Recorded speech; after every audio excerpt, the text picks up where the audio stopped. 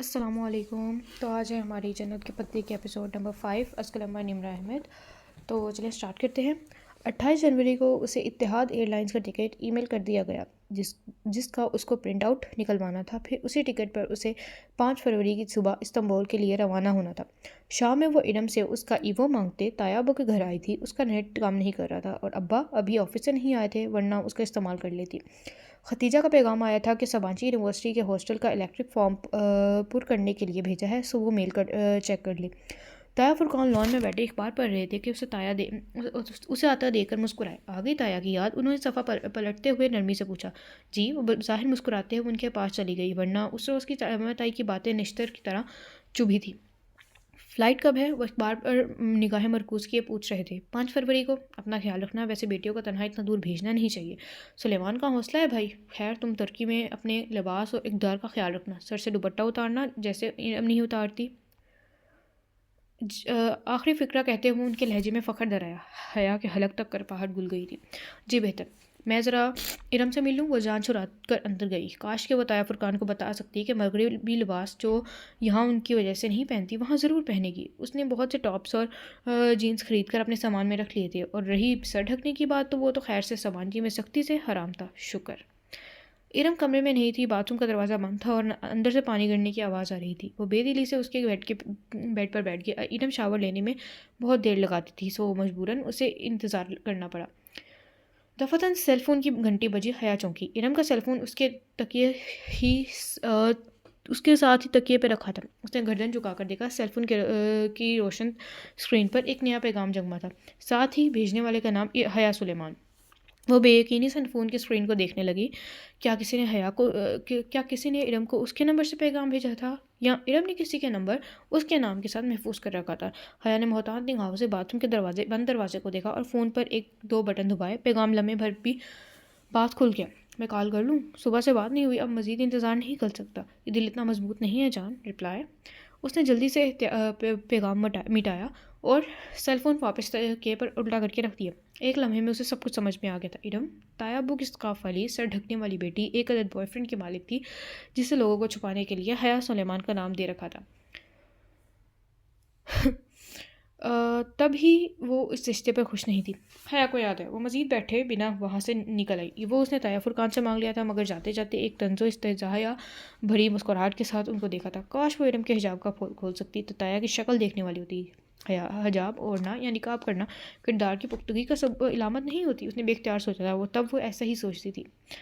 سبانچی university نے اس کے hostel کے متعلق ترجیحات جاننے کے لیے سوال نامہ بھیجا تھا. لیپ ٹاپ گود میں رکھے وہ بیڈ پر نیم دراز دلچسپی سے سوالات پر تھی. صرف اپنا موڈ بہتر کرنے کے لیے مضحکہ خیز جواب بھیجنے لگی. کیا آپ اپنے کسی ہم وطن ایکسچینج اسٹوڈنٹ کے ساتھ کمرہ شیئر کرنا چاہیں گے؟ بالکل بھی نہیں. اس کی انگلیاں تیزی سے لیپ ٹاپ کی کنجیوں پر حرکت کر رہی تھیں. کیا آپ اسموکنگ کرتی ہیں؟ بالکل کرتی ہوں. ڈرنک کرتی ہیں؟ وہ بھی کرتی ہوں. آپ کس قسم کی طبیعت کی مالک ہیں؟ سخت جگرالو اور خونخوار. وہ مسکراہٹ دبائے جواب لکھ رہی تھی.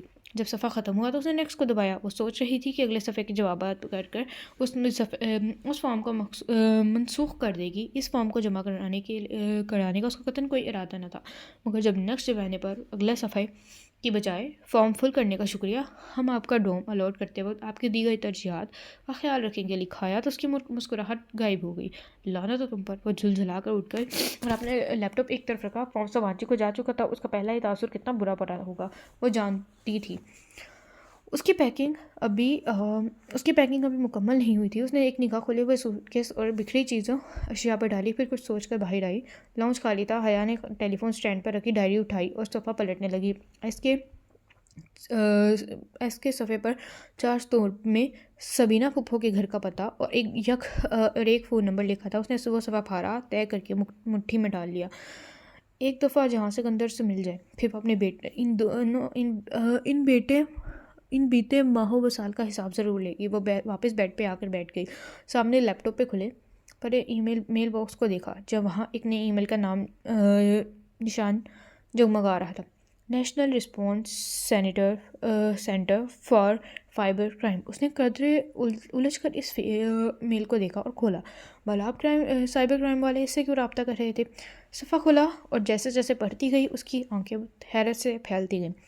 یہ ای میل سائبر کرائم سیل سے حیا کے اس میل کے جواب میں آئی تھی جو چند روز قبل اس نے بطور شکایت بھیجی تھی اور جس میں اس نے ویڈیو کا ذکر کیا تھا۔ اس کے جواب میں ہیلپ ڈیسک آفیسر نے اس کو ان باقاعدہ کمپلیٹ فارم کرنے کو بھیجا تھا جس کے بھرنے کے ساتھ ساتھ اسے اپنا فون کا نمبر، گھر کا پتہ، شناختی کارڈ وغیرہ لکھ کر بھیجنا تھا۔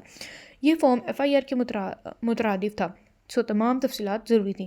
وہ یکٹوک اس فارم کو دیکھے گئے۔ اگر سائبر کرائم سیل نے اسے اب جواب دیا تو پرائیویٹ نمبر سے آنے والی کال، وہ میجر احمد کا آفس، وہ سب کیا تھا؟ کیا اسے سب بیوقوف بنایا گیا تھا؟ کیا واقعی وہ اصلی میجر احمد تھا، وہ اصلی میجر تھا یا؟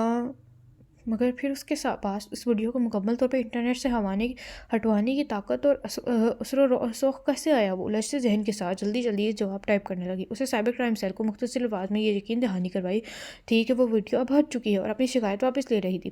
اسے اب فوری طور پر ان خفیہ والوں سے پیچھا چھڑانا تھا۔ میل لکھ کر اس نے سینڈ کو دبایا، پرسوچ نگاہوں سے اسکرین دیکھنے لگی۔ میجر احمد کا تعلق سائبر کرائم سیل سے نہیں تھا، اس بات کو اسے یقین ہوا چلا تھا۔ تو چلیں آج کی یہ ہماری ایپیسوڈ نمبر 5، ملتی ہے نیکسٹ ایپیسوڈ میں۔ اللہ حافظ۔